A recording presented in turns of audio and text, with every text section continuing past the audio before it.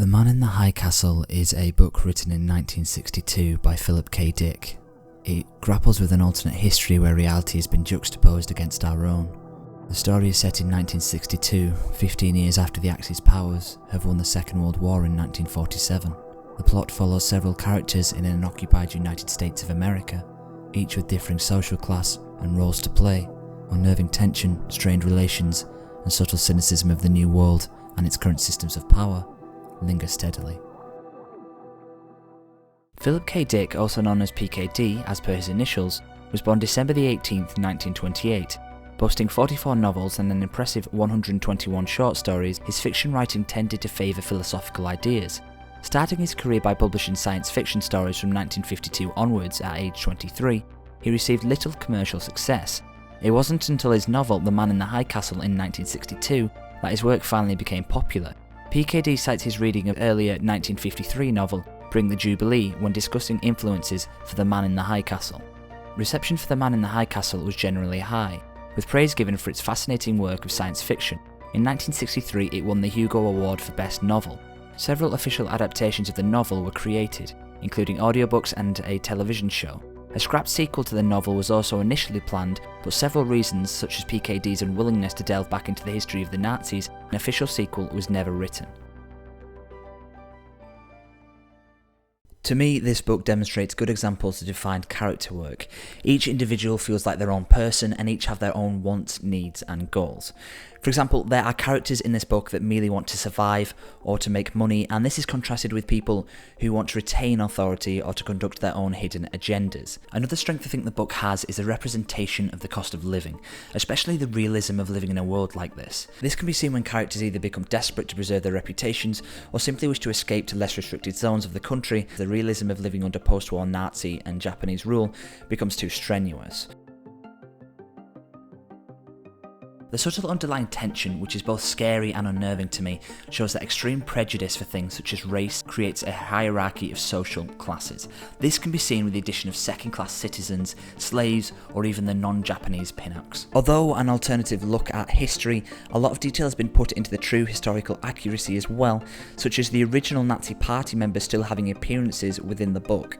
Real plans that were made during the Second World War have now been enacted, the book now detailing the aftermath. Obsessive internal monologues are littered throughout the book. At times I thought it greatly affected the pacing by slowing it down, and combined with the sometimes confusing writing style, it can be a slow burn to read. For example, until the final third there is no real action scenes, and I think that the story has this subtle nuance to it. The book deals heavily with business matters and extreme importance is put on this, and as such I think that this adds to the complexity and pacing issues. I feel like the plot is quite loose as well and often in the background compared to the overshadowing character studies. Throughout the book there are two sources of knowledge, one traditional and one radical. Both link the characters together, and through these ideals each person discovers their own perspective and meaning in reality. Their own thoughts and feelings towards the world they live in begins to be questioned once more. For me the ending was anticlimactic, but I think it works in the book's favour. This is supposed to represent reality, and as such, things don't always tie up. For example, characters don't always have their through lines completed. This book is a snippet into everyday people's lives under this regime and from their different perspectives of that life. It's a book that caught my attention and I knew I wanted to talk about it. Hi, I'm just jumping in to let you know this is the first ever book review I've done on this channel. If you're enjoying the video so far, if you could let me know by giving this video a like, it lets me know what kind of videos are doing well. I'm a really small channel, so I'm looking to grow. Thank you very much for watching and enjoy the rest of the video.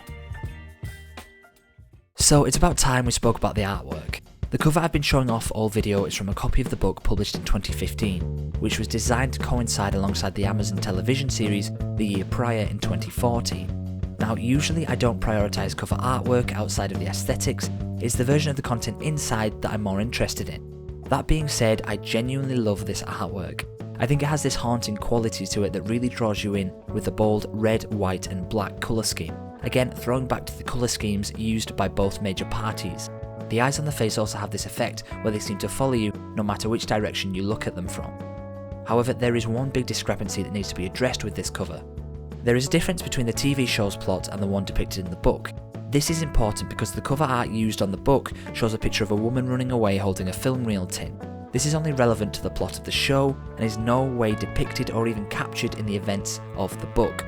I know using artwork or stills from adapted works to advertise the book can help to sell copies of the original work, however it doesn't actually capture what happens in the book.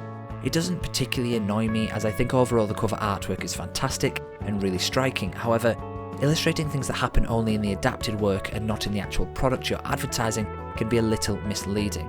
Especially if you've seen the television series, you might think the book has the same or extremely similar plot, but let me know what you think down in the comments below. I'd be interested to see what your opinions are on the topic.